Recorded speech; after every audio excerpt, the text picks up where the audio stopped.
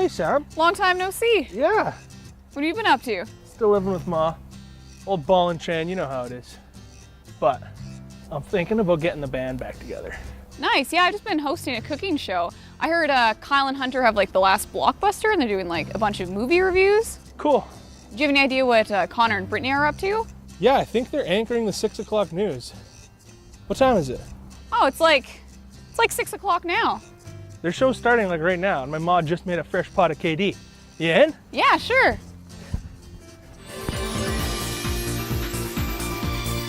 Hello and welcome to Second Edition News. With the spring provincial election less than 2 weeks away, Alberta's political parties have released their campaign platforms.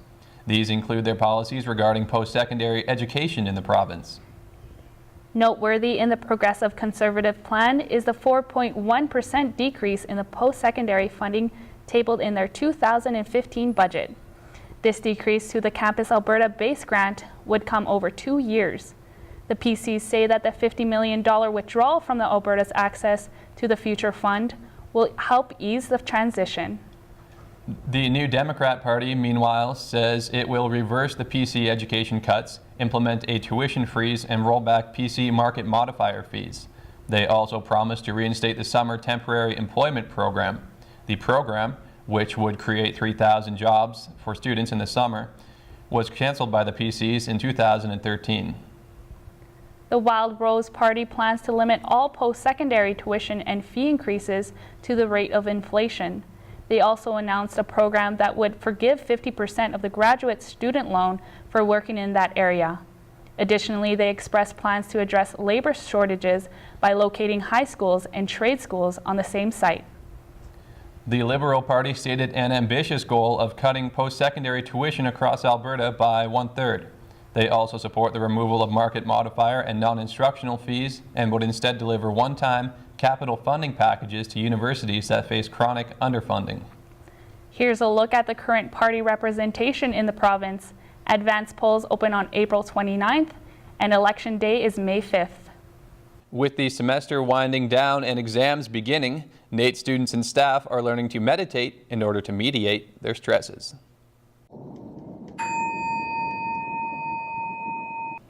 The meditation sessions were organized by NAITSA and led by NAIT's Buddhist chaplain, Peter Trang. During the half-hour period, Trang led a full house through exercises in breathing and singing. I am free, I am free. Always, thinking about, homework and thinking about what's when's our next exam and stuff. But I think it's important that we learn how to stop. We learn how to just to come back to ourselves and come back to our breathing just for a couple minutes, and then we can resume what we're doing next. Trang will lead one more free session on the 27th at 12:30. The NAIT culinary team is returning to the prestigious skills competition in Hong Kong.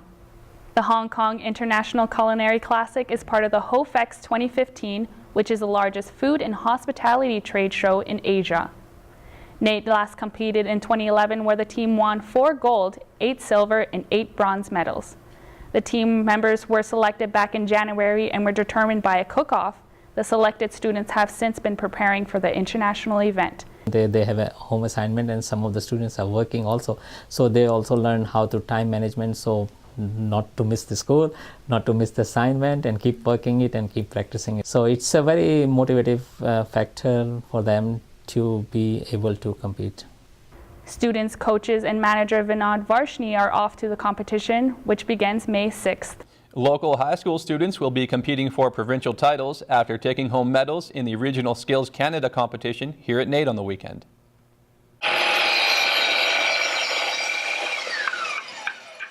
Students demonstrated their abilities in various fields, including cabinet making, baking, and video production. Their efforts were then observed and judged by NAIT instructors. I'm looking at the arch here, he's got a flat spot. Students who are competing at high school, they get a chance to spend the day at NAIT and figure out all the ins and outs of where they want to be and meet with the instructors and really have a day in the life as a NAIT student. Awesome experience, really.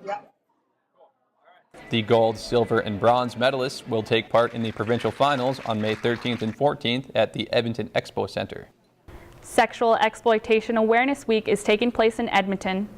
The Sexual Exploitation Working Group is a leadership group working to create awareness. This year, the SEWG partnered with the High School Leadership Program to develop 2 short films. Councillor Scott McKean hosted the event, and the films were followed by a youth panel discussion and action plan. People were asked to wear orange for those affected, and the high-level bridge was also lit orange this week for the cause. We do have good youth organizations, but what we need to stop is what's called the demand.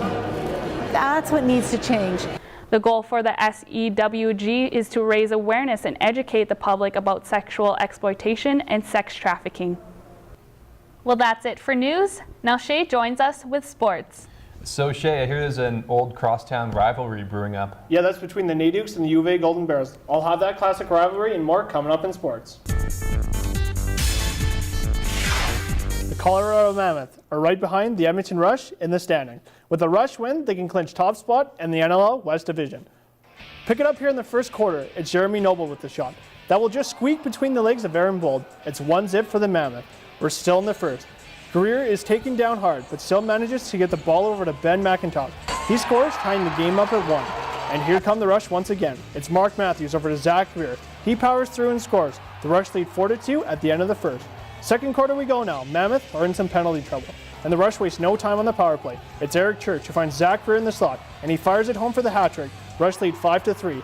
Next possession, Zach Greer just unloads one that catches Dylan Ward right under the mask. Ouch, that stings. Ward would be down for a while, but he'd have to get up and leave the game. So next, in comes Alex Bold. We're still in the second. Adam Jones picks up the ball, fires it, it gets blocked. The ball then takes a funny bounce right back to Jones, and he snipes one. Rush leads 6-4 at the halftime. Back from the half, Mark Matthews with 2 goals in the third already. He rushes in and scores the natural hat trick. That'll cap off a 6-goal Rush quarter. They lead 13-5. Less than 2 minutes to play in the third. Mammoth on a 5-on-3. It gets whipped around to Adam Jones, and he scores his 4th goal of the game. Now in the fourth quarter, it's all Mammoth in this one, trying to mount a comeback. In transition, Reed over to Westerveld to Dan Ball, and he finishes the tic-tac-toe goal. Hold on, Mammoth down by 2.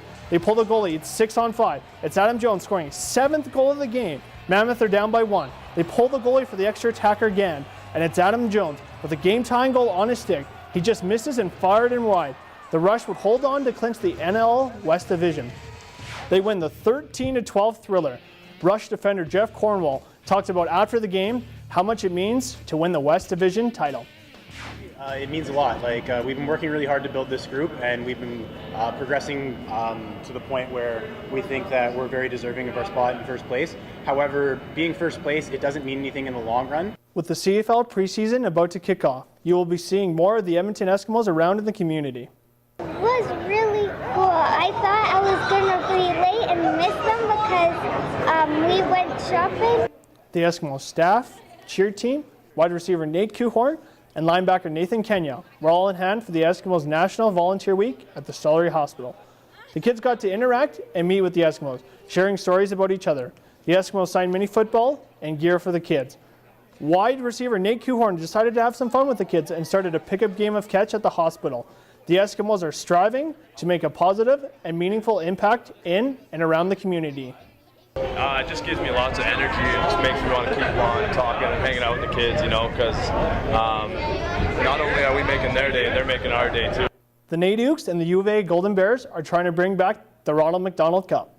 The Ronald McDonald Cup was a classic series between the 2 best teams in college hockey, which would be the Nadukes and the U of A Golden Bears.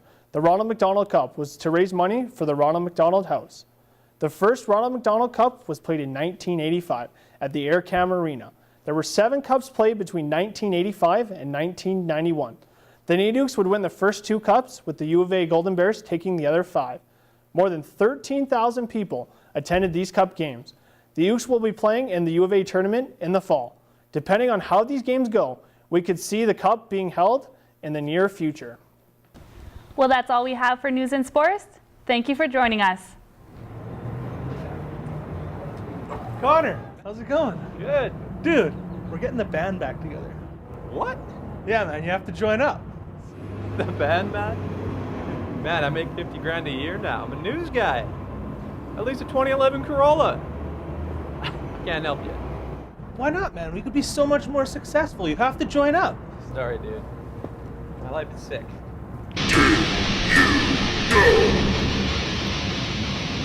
Stop following us. Guys, Michael Jackson's album Thriller made him $120 million. Whatever. Yeah, I'm doing the 6 tonight. Man, Beyonce and Jay-Z's net worth is over $1 billion. I'm on the phone. Sorry about that. Yeah. U2's 360 tour made $736 million over 110 shows. I don't care. To date, it's the highest grossing tour of all time. Dude, Gene Simmons, 4,987 women. Nice. Oh. K-pop star Psy's music video for Gangnam Style has over 2.3 billion views. He's made $12 million in YouTube revenue alone. Guys, we just need to find our Gangnam Style. We need 2 minutes to think about it.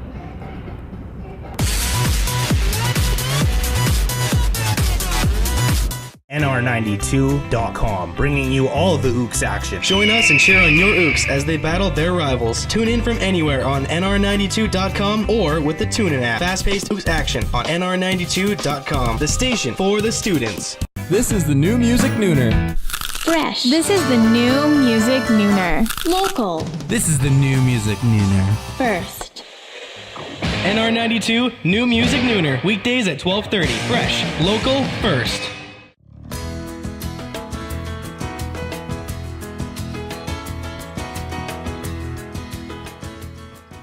Hello, and welcome to Cooking with Ernest. I'm your host, Samantha Marcellin, and we're joined today with Chef Dan. Chef, what are we making today? We're going to do a classier version of the clam chowder. So we're just going to start off with our base, our onions. So we're going to get them just as small as possible as you can get them, like a Bernois basically. Okay, and what is making this recipe today classier than a usual clam chowder? We're going to actually control the portion size of it, and we're going to also remove the flour altogether for those gluten-free allergies. Personally, I just don't like using flour in my my clam chowders, or any chowder for that matter. And why is that? I just don't like the starchiness of flour personally. Okay, fair enough. We're actually going to switch it out with potato, and we're going to cut our potatoes really small. After we threw our onions in, we're going to throw those in and saute them off a little bit. We're going to add a little bit of wine to the glaze, just to add a nice little acidicness to it.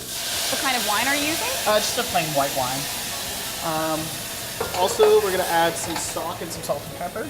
Today we're adding just chicken stock. You can add the broth from like canned clams. That works perfectly fine.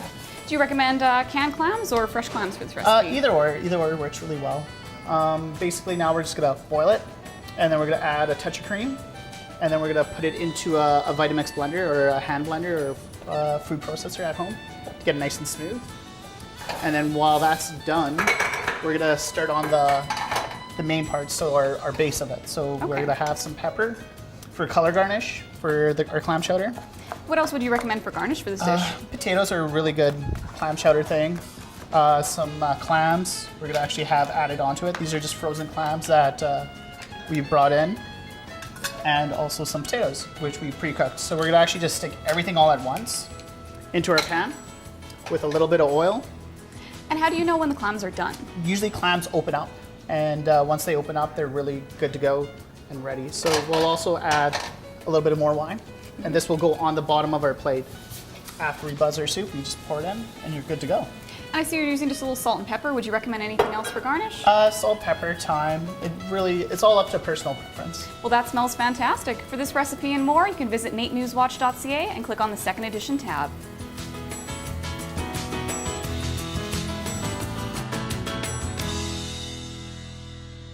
And cut. You know what, Chef Dan?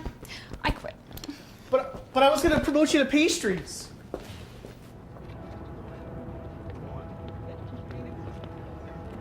Isn't that Shay? Well, this guy over there. That is Shay. Boss buddy, how's it going? Dude? I haven't seen you like in 10 years. Sam, how's it going? Hey buddy, we're getting the band back together. No way, that's awesome. Yeah man, we just need Catherine to manage us. Well, I married her. Let's go talk to her. Yeah, let's go. Hey honey, I'm home. Shay, I hate you. Love you too. Hey, Matt and Sam are here. What are you guys doing here? We're getting the band back together. Why? We need you to manage us. No, we were terrible. Don't you remember? Whatever. This is stupid.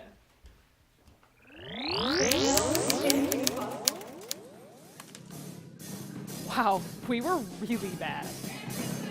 If your mistake was playing metal. This guy can't even listen to us. Why would I want to be involved with this again? We weren't that bad though, and we're gonna practice this time. No, I'm still not gonna do it. Honey, what if we get that divorce you've always been talking about? Then would you manage the band? You know, yeah, I'll manage the band. Well, now all we need is Kyle and Hunter. Hey buddy, you want to buy Moulin Rouge on DVD? Huh? Cheap price. It's gone. Another one. Hey guys. Didn't you guys own a Blockbuster? We did before they closed down and tasked us with selling off the merchandise. Well, guys, I got something better for you. We're getting the band back together. No way. You guys got to join up. We would if One exception here. if you buy a DVD. Yeah. Which one? Oh, I know one. Almost Famous. One day, you'll be cool. Almost Famous, one of my favorite movies of all time, follows the adventures of 15-year-old William Miller, an aspiring journalist who fakes his way into a job with Rolling Stone magazine to follow around the band Stillwater.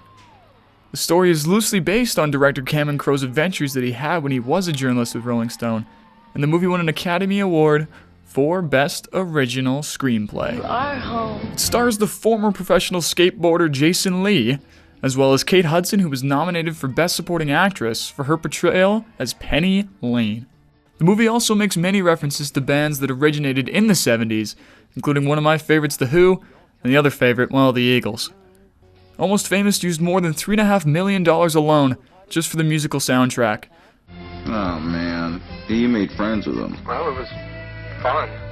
Because they make you feel cool. And hey, I met you. You are not cool.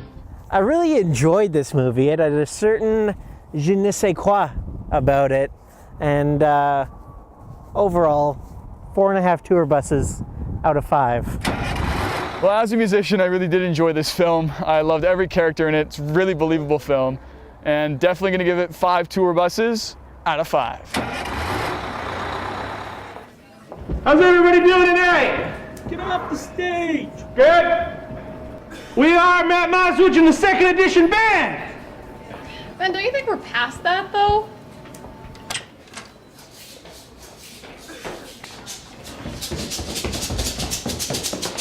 Couldn't miss this.